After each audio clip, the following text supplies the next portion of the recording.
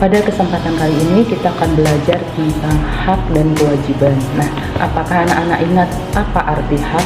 Hak adalah sesuatu yang mutlak kita miliki dari lahir, dan hak ini bisa kita dapatkan setelah kita melaksanakan kewajiban kita, ya. Nah, hak ini macam-macam. Kamu punya hak juga di rumah, kamu punya hak di sekolah, ya. Kamu juga punya hak sebagai warga negara. Nah, yang pertama kita bahas itu adalah hak kamu sebagai anggota keluarga. Apa saja hak kamu di rumah? Ya, kamu dapat hak dari orang tua kamu. Yang pertama, kamu berhak mendapatkan kasih sayang, ya.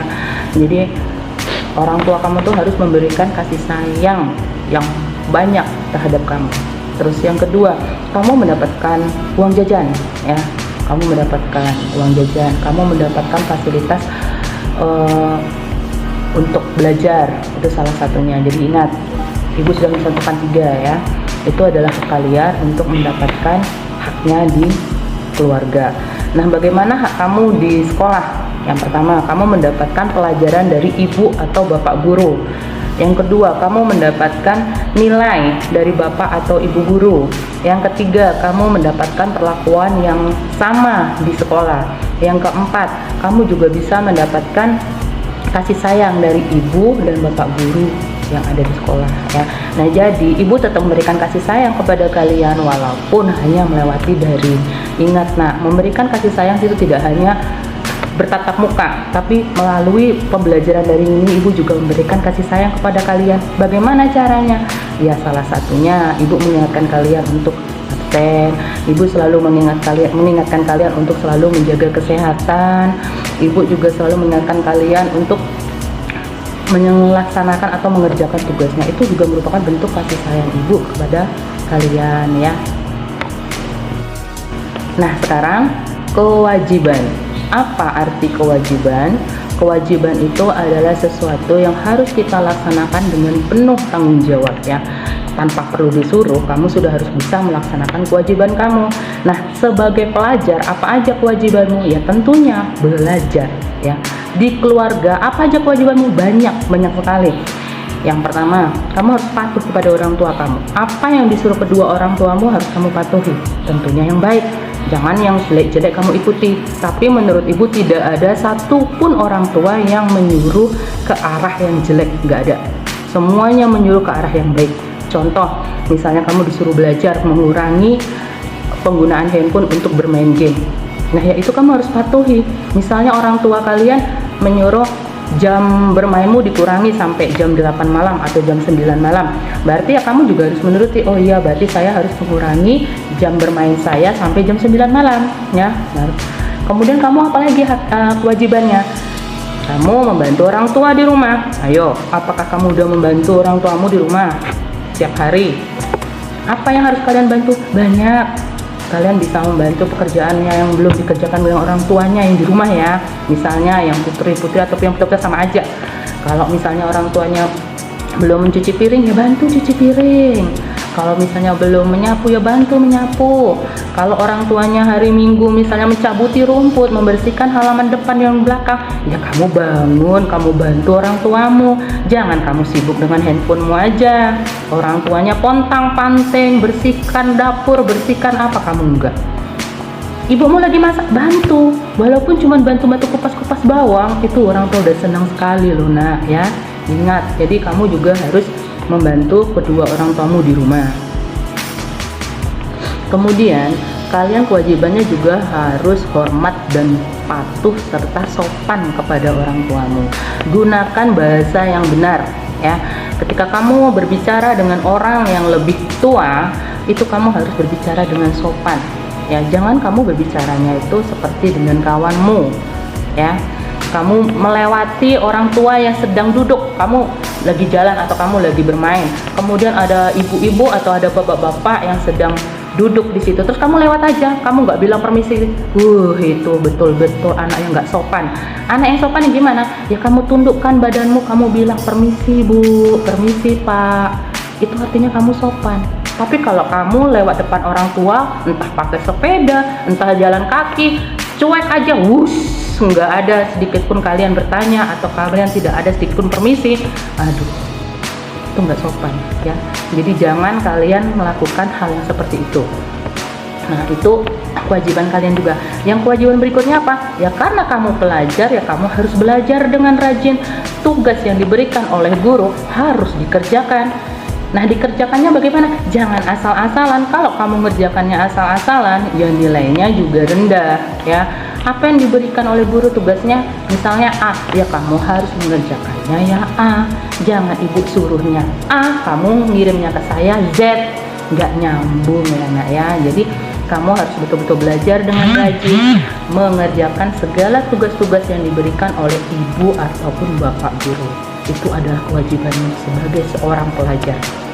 Nah, bagaimana? Apakah kalian sudah menyetorkan semua tugas kalian kepada saya, ibu guru, ataupun kepada bapak guru? Jika belum, nah mulai sekarang coba dicari tugas-tugasnya, kemudian dikerjakan ya anaknya. Karena kewajiban itu harus kamu lakukan, harus kamu laksanakan dengan penuh tanggung jawab. Itu tandanya kamu adalah anak yang tertib. Nah, menjalankan kewajiban artinya kita telah bertanggung jawab terhadap hak yang kita dapatkan. Kamu sudah dapat pelajaran dari saya, kamu sudah dapat pendidikan dari saya. Nah, kamu harus setor tugasnya kepada saya karena itu adalah bentuk kewajibanmu kepada saya. Kamu sudah dapat kasih sayang dan uang jajan dari orang tua. Nah, kamu harus kasih kewajibanmu itu kepada orang tuamu dengan cara patuh, sopan, membantu orang tua, dan mengerjakan tugasmu. Oke, tuh. Ingat selalu pesan ibu.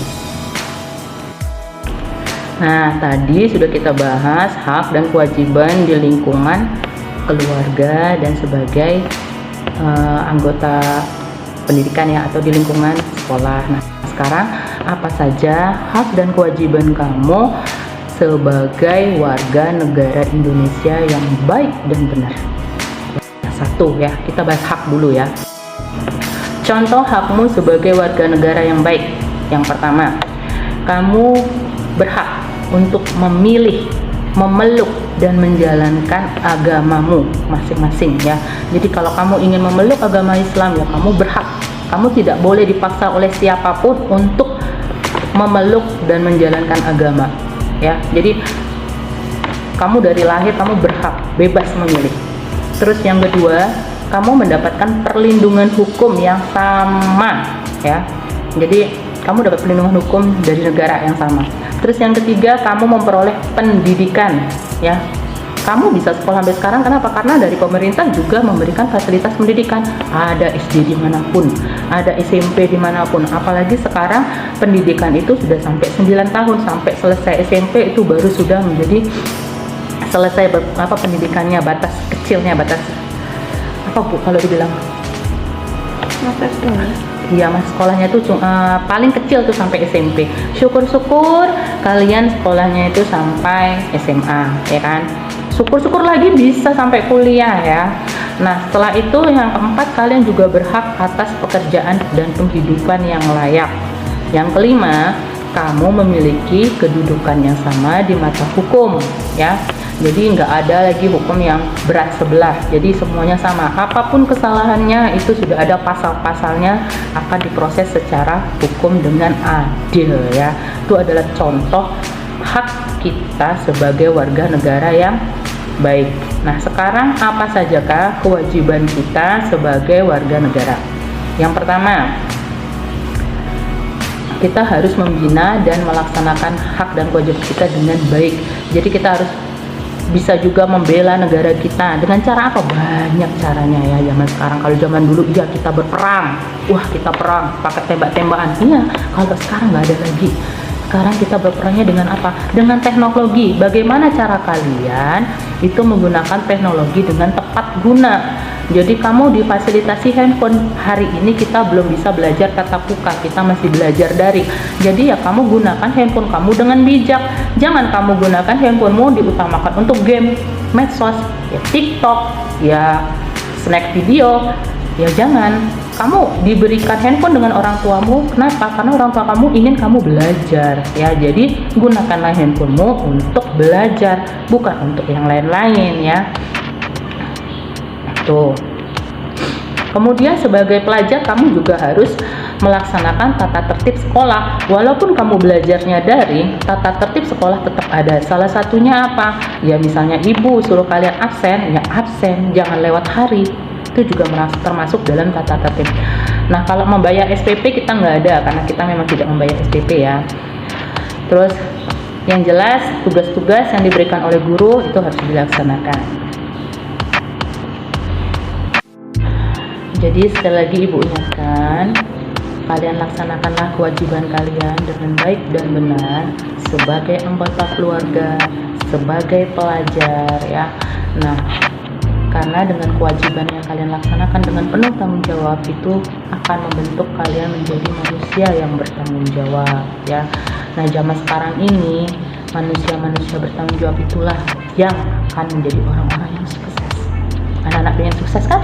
Kalau ingin sukses, jadilah manusia yang bertanggung jawab, ya.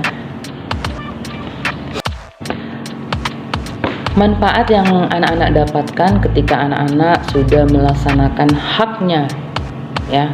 Haknya sudah kalian laksanakan, haknya sudah kalian dapatkan. Nah, itu sangat banyak. Yang pertama, hak, misalnya haknya di keluarga. Hak di keluarga kamu mendapatkan kasih sayang. Nah, ketika kamu betul-betul merasakan kasih sayang yang luar biasa dari kedua orang tuamu, kamu akan belajar dengan penuh tanggung jawab. Kamu akan merasa bersemangat. Saya harus semangat lagi nih belajarnya, karena ketika saya belajar dengan baik, kewajibanmu kan belajar, saya belajar dengan baik, maka orang tua akan memberikan haknya tuh yang lebih lagi.